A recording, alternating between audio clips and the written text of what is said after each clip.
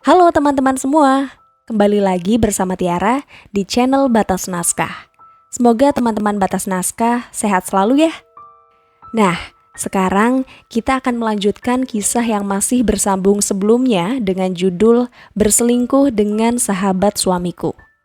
Kalau teman-teman Batas Naskah belum nonton episode sebelumnya, Tiara sudah mencantumkan linknya di deskripsi video ini ya.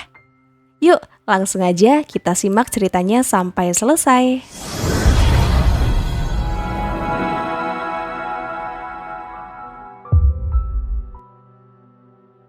Rio berpikir seperti itu karena Adnan juga melakukan hal yang sama. Sahabatnya itu tampak ingin membalas senyuman Andini. Saat Rio melihat mereka saling menatap, di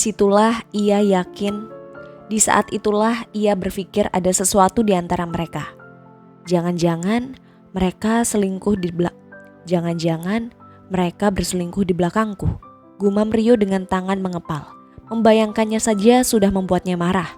Lalu bagaimana bila hal itu benar adanya? Rio mungkin tidak bisa memaafkan mereka. Sepertinya aku harus sering-sering berada di rumah. Aku ingin tahu apa Andini dan Adnan benar-benar berselingkuh seperti dugaanku. Rio mengangguk yakin. Diam-diam ia akan memata-matai mereka sekarang. Sayang, panggil Sinta yang baru saja datang. Wanita itu berjalan ke arahnya dengan tersenyum manis seperti biasanya. Ada apa? Nanti malam kita ke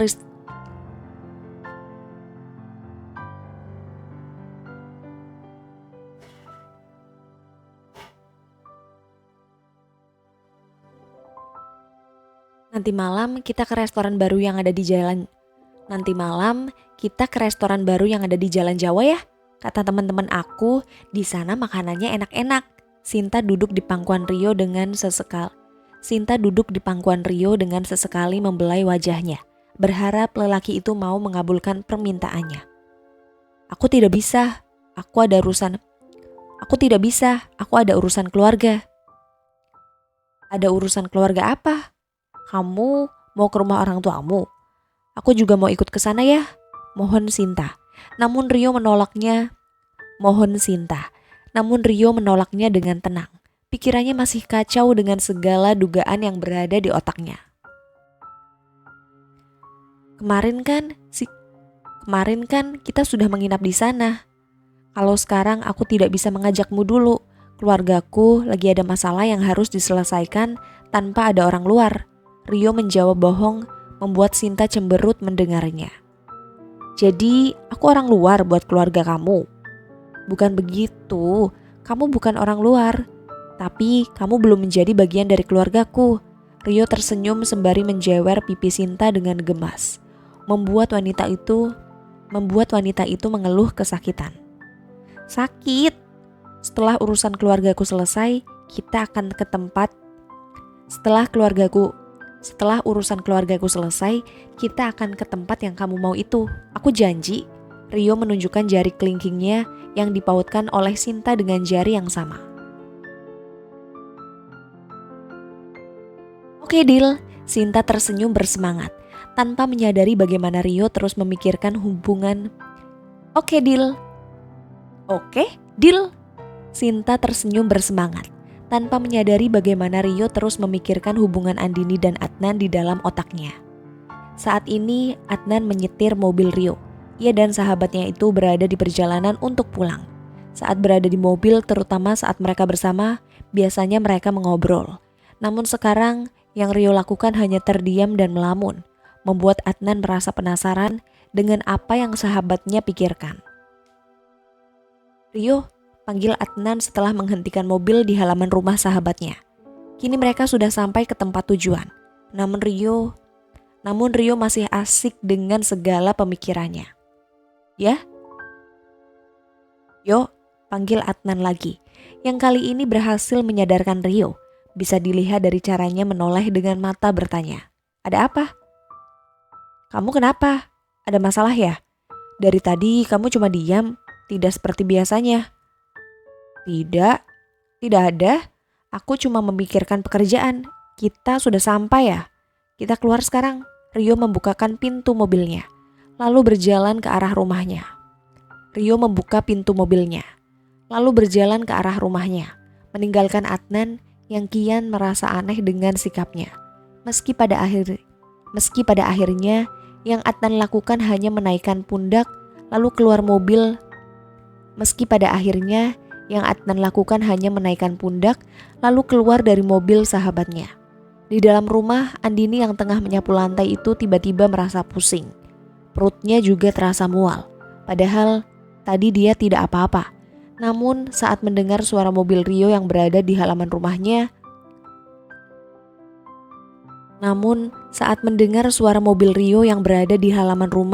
tiba-tiba tubuhnya melemah entah karena apa. Andini masih terus menyapu, meski tubuhnya merasa kurang nyaman untuk terus melanjutkan pekerjaannya. Matanya juga memejam beberapa kali dengan tangan menahan perutnya yang terasa kian mual. Sebenarnya apa yang salah pada dirinya? Andini merasa aneh karena tidak biasanya ia seperti sekarang. "Kenapa wajahmu pucat?" Rio yang baru datang itu bertanya ke arah Andini setelah memperhatikan wajah. "Kenapa wajahmu pucat?" Rio yang baru datang itu bertanya ke arah Andini setelah memperhatikan wajah istrinya yang tampak pucat. "Aku tidak apa-apa," jawab Andini dengan nada melemah. Ia bahkan tampak tidak mampu menopang seluruh tubuhnya.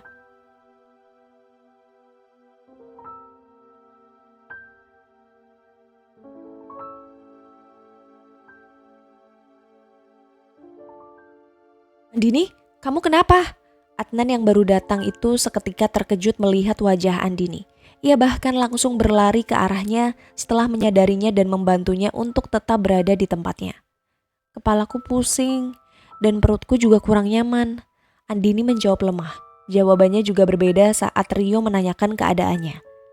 "Kamu pasti salah makan," ujar Adnan terdengar sangat khawatir.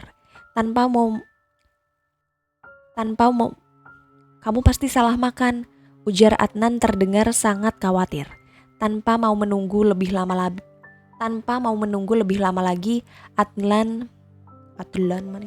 "Kamu pasti salah makan," ujar Adnan terdengar sangat khawatir. Tanpa mau menunggu lebih lama lagi, Adnan langsung menggendong Andini dan membaringkannya ke sofa. Rio yang melihat sikap berlebihan sahabatnya itu hanya terdiam. Merasa ada yang janggal dengan cara Adnan memperlakukan Andini. Sahabatnya itu terlihat begitu perhatian.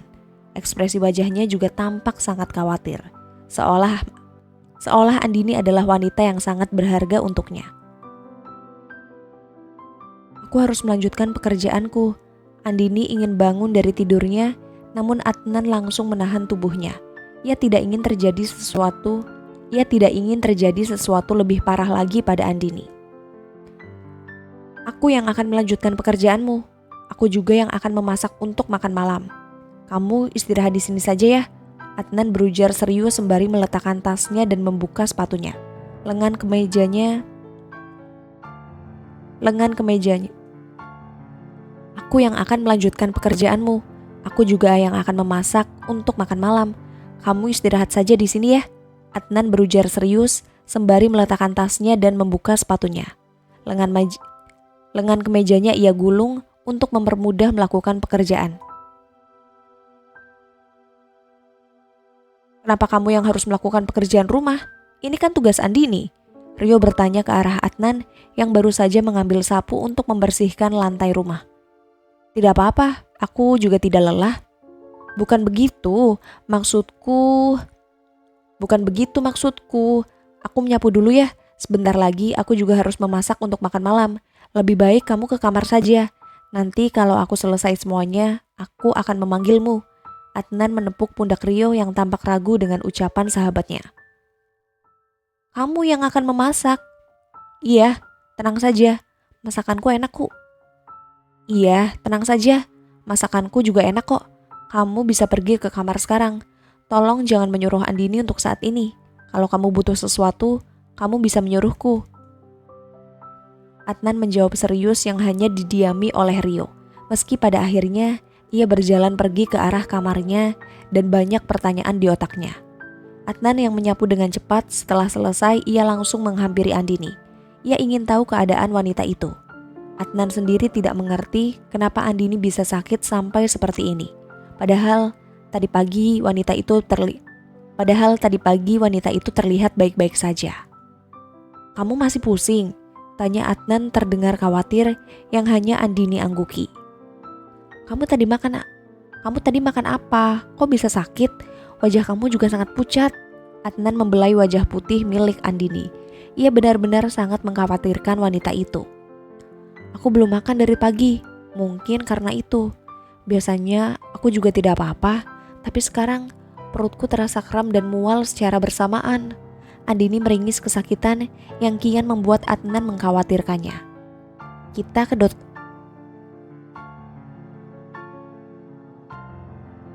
Kak Andini dan Kak Adnan, tenang saja Kak.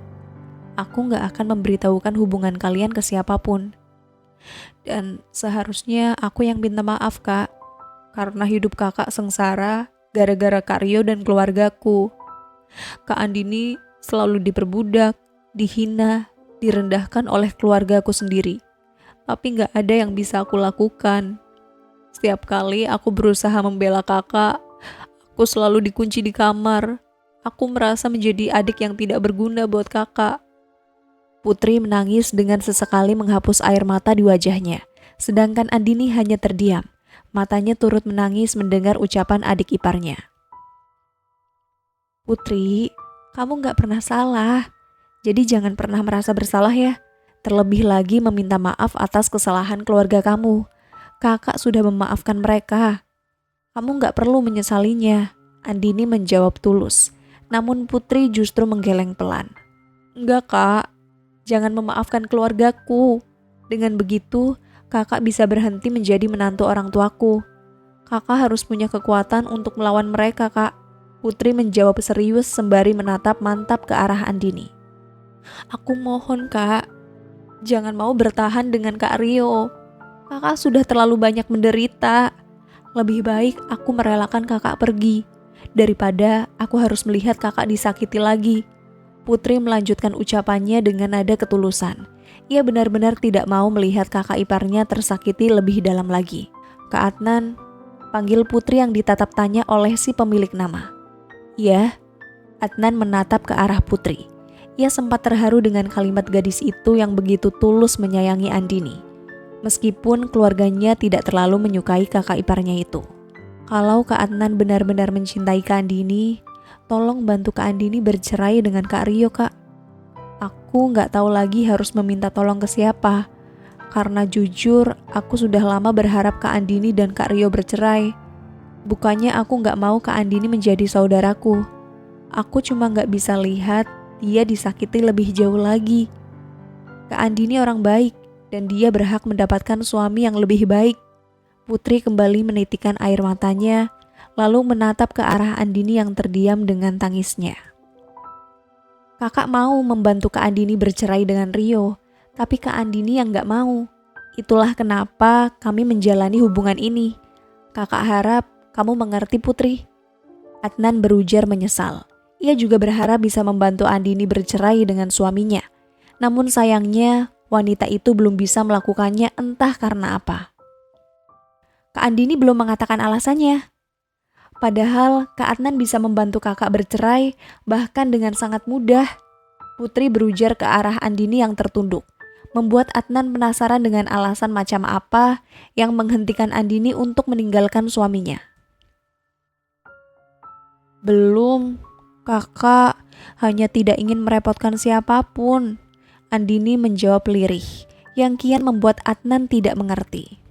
Asal Kak Andini tahu Kak Rio sudah sering membawa Kak Sinta ke rumah. Kak Sinta itu pacar Kak Rio. Mereka sering bermalam dan berlibur bersama. Apakah Andini masih mau mempertahankan pernikahan seperti itu? Mau sampai kapan Kak Andini bertahan?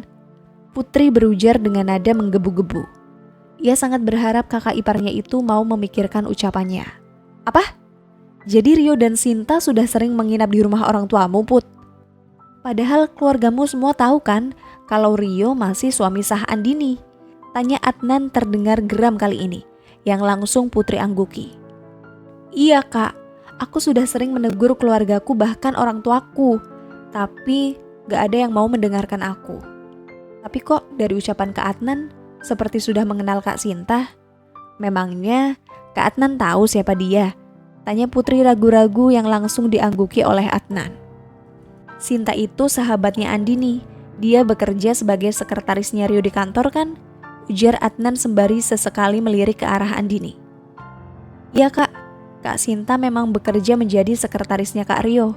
Tapi aku gak tahu kalau Kak Sinta itu ternyata sahabatan sama Kak Andini.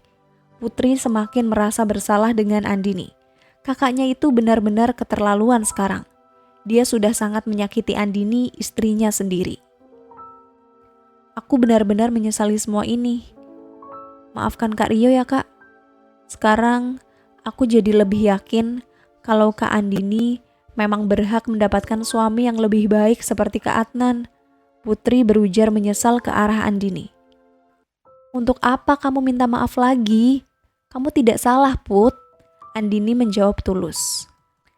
Kalau begitu ceraikan Kak Rio kak. Menikahlah dengan Kak Adnan. Dengan begitu aku gak akan merasa bersalah lagi. Putri berujar serius. Ia sangat berharap pada kakak iparnya itu. Iya, kakak pasti akan bercerai dengan Kak Rio. Sudah ya, jangan nangis. Kamu gak harus merasa bersalah dengan apa yang sudah terjadi di hidup kakak. Terima kasih ya Putri, karena kamu selalu membela kakak. Cuma kamu yang membuat kakak merasa lebih baik selama di rumah papa dan mama. Andini berujar tulus. Yang dimaksud mama dan papa adalah orang tua Rio. Yang sudah lama Andini panggil dengan sebutan seperti itu. Ya kak, dan untuk Kak Adnan, tolong jaga Kak Andini ya kak. Aku juga minta, tolong jangan sakiti Kak Andini.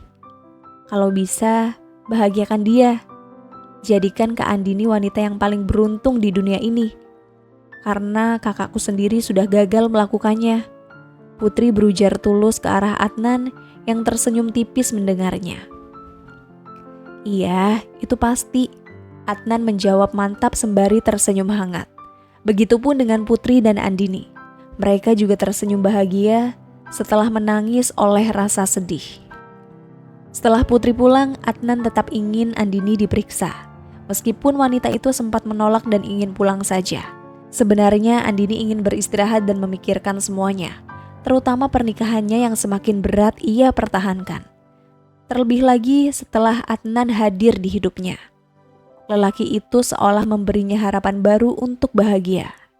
Andini dan Adnan juga sempat bertengkar kecil hanya karena Andini tidak ingin diperiksa. Adnan yang merasa khawatir dan ingin tahu kondisi tubuh Andini tentu saja memaksanya untuk tetap berobat. Dan sekarang di sanalah mereka, duduk di kursi, menunggu nama Andini dipanggil berikutnya. Sabar ya, sebentar lagi giliran kamu kok. Adnan terus mengusap rambut Andini yang saat ini tengah bersandar di dadanya. Sedangkan Andini terus saja menghela nafas. Adnan tahu wanita itu sedang bosan dan ingin pulang. Namun, ia juga tidak mungkin membiarkannya pergi sebelum diketahui penyakitnya apa. Kamu marah ya? Tanya Adnan yang digeleng kepala oleh Andini. Lalu kenapa kamu terus menghela nafas? Aku suka bau tubuhmu, jawab Andini yang kali ini ditatap tak mengerti oleh Adnan. Jadi, sejak tadi kamu mencium bau tubuhku? Adnan menatap tak percaya ke arah Andini yang saat ini mengangguk polos. Seolah hal itu bukanlah sesuatu yang menjijikan. Iya, kamu mau mengejekku ya? Tanya Adnan terdengar curiga. Tubuhnya tidak bisa dikatakan harum, karena ia memang belum mandi. Mustahil bila Andini menyukainya. Tidak kok, bau tubuhmu memang enak. Andini menjawab jujur, yang tentu saja tidak bisa Adnan percaya dengan mudah. Astaga, aku kan belum mandi. Aku dari tempat kerja langsung menemui kamu. Terus kita ke sini. Bagaimana mungkin kamu malah menyukai bau tubuhku? Lebih baik kamu duduknya jauh-jauh dariku. Adnan menarik diri dari rengkuhan tangan Andini yang tetap melekat di tubuhnya. Aku tidak mau, jawab Andini tegas sembari terus memeluk tubuh Adnan. Tapi kan, Bu Andini, panggil seorang suster. Nama kamu dipanggil tuh, cepetan masuk. Nanti kamu kasih tahu aku ya, apa yang dokter katakan. Kamu tidak ikut? Tanya Andini setelah mendirikan tubuhnya. Tidak, Kamu tidak menyukai bau tubuhku. Kapan aku mengatakannya? Aku kan bilang, aku menyukai bau tubuhmu. Kamu hanya mengejekku kan? Cepetan, itu sudah ditunggu tuh sama susternya. Adnan menunjuk ke arah suster yang menunggu Andini di depan pintu. Iya. Dengan sangat terpaksa, Andini melangkah ke ruangan dokter yang akan memeriksanya, meninggalkan Adnan yang setia menunggu di kursinya. Silakan membaringkan tubuh di sini, Bu. Nanti dokter akan datang memeriksakan kondisi Ibu. Suster itu tersenyum mempersilakan Andini untuk naik dan membaringkan tubuh di atas brankar, yang dituruti pasrah oleh Andini. Oh iya sus, selamat siang, sapa dokter yang baru saja datang. Sedangkan Andini berusaha tersenyum untuk membalas sapaannya. Siang dok, bisa saya tahu keluhan ibu apa? Dokter tersebut mulai memeriksa tubuh Andini. Ini dok, kepala saya sering pusing, terus merasa mual sedikit, tubuhnya juga merasa lemas. Saya pikir karena saya belum makan, tapi setelah makan, kondisi tubuh saya masih sama dok. Begitu ya? Maaf ya Bu, saya periksa bagian perutnya. Tangan dokter tersebut turun dan menekan perut Andini dengan sesekali mengangguk paham dengan kondisi tubuh pasiennya saat ini. Kalau saya boleh tahu, Ibu terakhir menstruasi bulan apa? Sudah sebulan yang lalu sih dok. Seharusnya akhir-akhir ini saya menstruasi, tapi sepertinya sedikit telat. Sudah, Ibu boleh turun? Oh iya, suaminya mana Bu? Andini sempat terdiam saat dokter itu menanyakan suaminya, meski pada akhirnya ia menjawab juga. Di luar dok, Andini menjawab bohong, karena pada kenyataannya yang berada di luar adalah selingkuhannya. Silakan duduk Bu. Ya dok, terima kasih. Andini mendudukkan tubuhnya, begitupun dokter yang sudah memeriksanya. Anda ingin mendengar kabar baik ini sendiri atau suami juga harus ikut mendengarnya? Sang dokter tersenyum ke arah Andini yang terlihat bingung dengan pertanyaan sang dokter. Terlebih lagi saat beliau mengatakan kabar baik. Bagi Andini hal itu justru terdengar ganjal. Mengingat dirinya sedang sakit, namun justru dikatakan hal baik. Biar saya yang mendengarnya sendiri dok. Memangnya saya kenapa? Saya sakit apa dok? Andini tampak was-was mendengar jawaban dokter tersebut. Kedua tangannya bahkan tidak berhenti mengusap satu sama lain. Saking gugupnya ia saat ini. Selamat ya Bu, Ibu hamil. Usia kandungan Ibu sudah 4 minggu.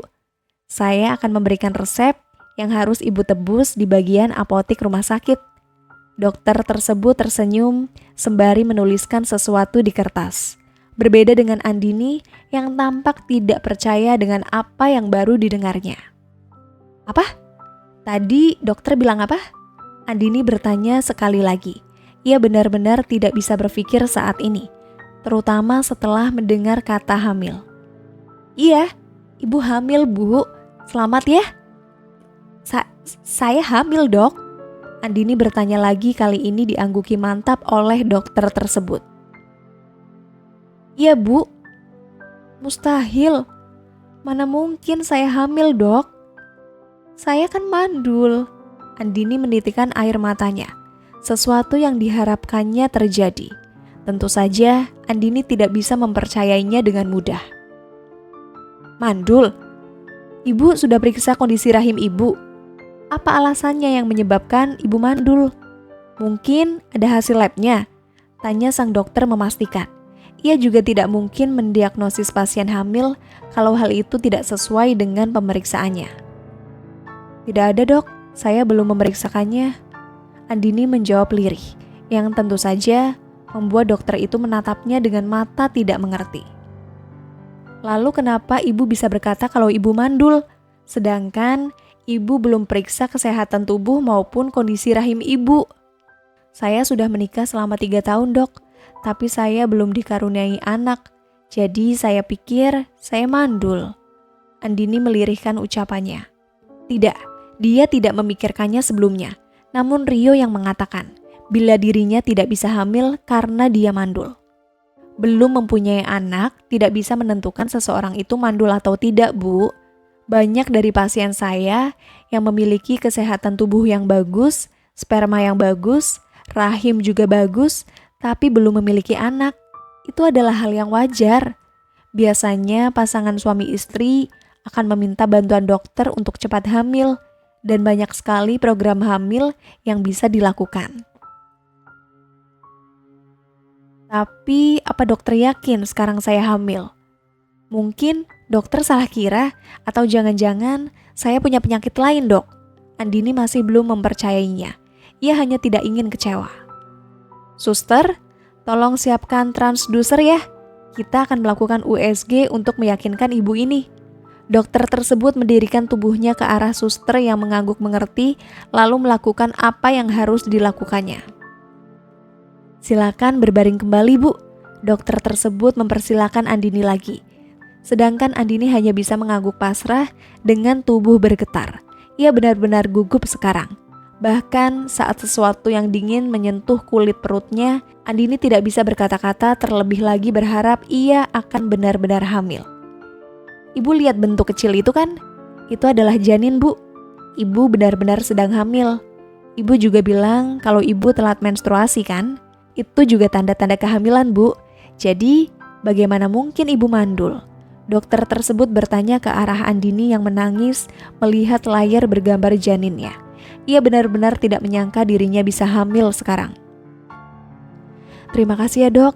Terima kasih. Andini membangunkan tubuhnya lalu turun dari tempatnya. Sedangkan sang dokter hanya mengangguk lalu memberikan hasil dari USG-nya. Ini hasil USG dan ini resep yang harus ibu tebus. Andini hanya mengangguk dan menunduk. Matanya tak henti-hentinya menangis, bahkan saat keluar dari ruangan dokter tersebut. Setelah keluar dari sana, Andini meluruhkan tubuhnya di lantai. Tubuhnya serasa berat untuk ia topang sekarang, sedangkan matanya masih menangis. Masih belum percaya dengan kehamilannya. Adnan yang melihat Andini duduk di lantai itu seketika berdiri dan berjalan cepat untuk menghampirinya. Ia takut Andini kenapa-napa. Terlebih lagi wajahnya juga tampak pucat dan lelah. Andini, ada apa? Kamu kenapa, Andini? Tanya Adnan khawatir sembari merengkuh pundak Andini. Namun empunya itu justru terdiam dan terus menangis. Kenapa menangis? Memangnya dokter bilang apa, Andini? Adnan kembali bertanya, namun Andini masih berusaha mengatur nafasnya, membuat Adnan merasa tidak sabar untuk mengetahui kebenarannya. Akan aku tanyakan ke dokternya langsung ya. Kamu tunggu di sini. Adnan berniat mendirikan tubuhnya, namun Andini menghentikannya. Aku yang akan mengatakannya ke kamu nanti. Sekarang, apa kita bisa pulang? Andini bertanya ke arah Adnan yang terdiam lalu mengangguk. Meski ia tampak penasaran dengan apa yang sebenarnya terjadi pada Andini. Baiklah.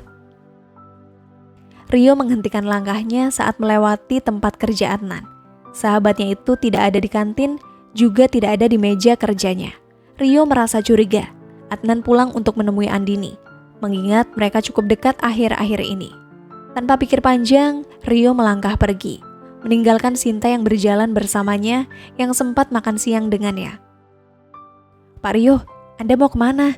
Tanya Sinta, namun tidak dijawab oleh Rio. Sedangkan Sinta sendiri tidak bisa mengejar, terlebih lagi menahan lelaki itu untuk menanyai di mana dia akan pergi.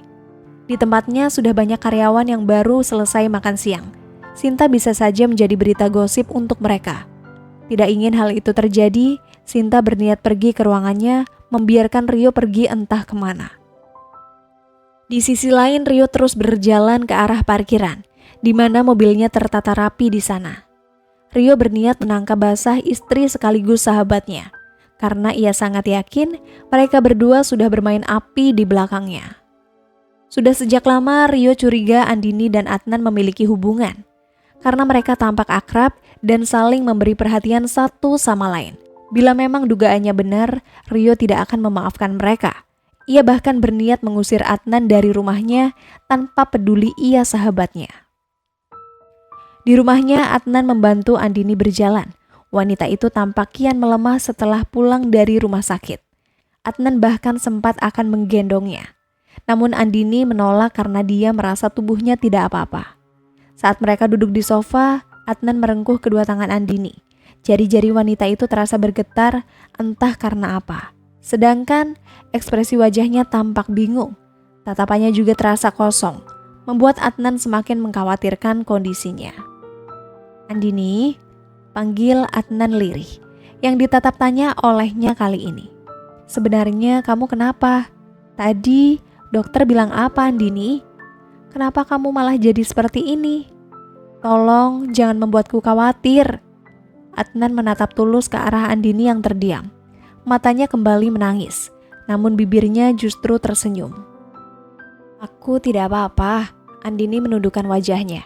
Ia masih belum percaya dengan apa yang dokter katakan tentang kehamilannya. Sekarang ia sedang hamil, sesuatu yang pernah Andini harapkan, namun harus ia buang karena satu kenyataan. Kalau kamu tidak apa-apa, lalu kenapa kamu jadi seperti ini? Tangan kamu bahkan bergetar.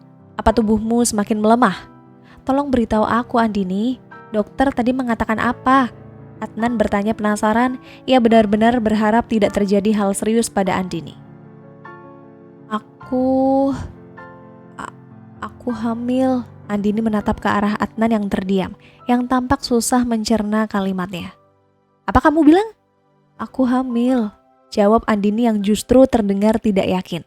Padahal dokter sudah memberinya bukti akurat di tangannya. Apa kamu bilang? Kamu hamil? Tapi Rio bilang kamu mandul. Itulah kenapa kalian belum punya anak sampai sekarang. Bahkan hal itu juga membuat Rio berpikir untuk menyelingkuhi kamu. Adnan bertanya tak percaya, yang didiami oleh Andini. Karena apa yang Adnan katakan itu benar. Ia memang belum punya anak dengan Rio. Meskipun pernikahannya dengan lelaki itu sudah berjalan 3 tahun. Lalu bagaimana mungkin ia bisa hamil?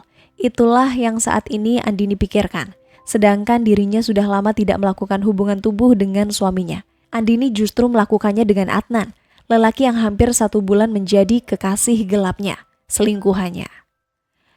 Itu berarti ini anak kamu, Andini berujar lirih, yang masih bisa Adnan dengar. Bisa dilihat dari cara lelaki itu membulatkan matanya. Apa? Anakku? Tentu saja Adnan terkejut. Meski di dalam hati, ia merasa bahagia bila memang benar Andini hamil anaknya. Namun yang menjadi pertanyaan sekarang, bagaimana mungkin Andini bisa hamil bila dirinya saja mandul? Bagaimana mungkin? Maaf, bukannya kamu mandul? Adnan bertanya hati-hati. Ia tidak ingin menyakiti hati Andini. Andini merapatkan bibirnya. Ia bahkan bernafas beberapa kali untuk menenangkan perasaannya. Ia akan menjelaskan semuanya pada Adnan, terutama apa yang sempat dokter katakan padanya. Aku pikir juga begitu. Aku wanita mandul yang tidak akan bisa punya anak. Tapi tadi kata dokter, aku hamil 4 minggu. Perutku bahkan di USG untuk meyakinkan kehamilanku itu memang ada. Andini berujar lirih. Nada suaranya masih terdengar kurang yakin. Sedangkan Adnan terus memperhatikannya, ia ingin tahu kebenarannya. Itu berarti bukan aku yang mandul, tapi Rio. Andini menatap ke arah Adnan yang terkejut. Ia tidak pernah menyangka bila ternyata sahabatnya itu justru tidak bisa memiliki keturunan. Kenapa kamu bisa berpikir seperti itu? Adnan bertanya penasaran. Sedangkan Andini mengangguk pelan, mulai merasa paham sekarang. Karena aku tidak bisa hamil selama menikah dengan Rio. Tapi setelah kita melakukannya, aku justru hamil. Itu berarti bukan aku yang mandul kan?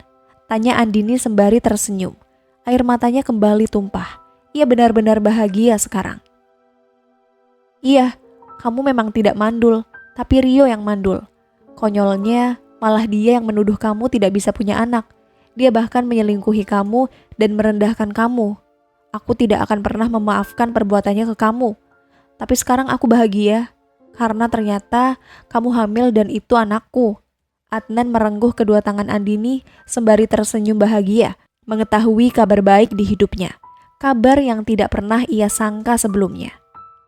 Iya, ternyata aku tidak mandul. Aku tidak percaya ini.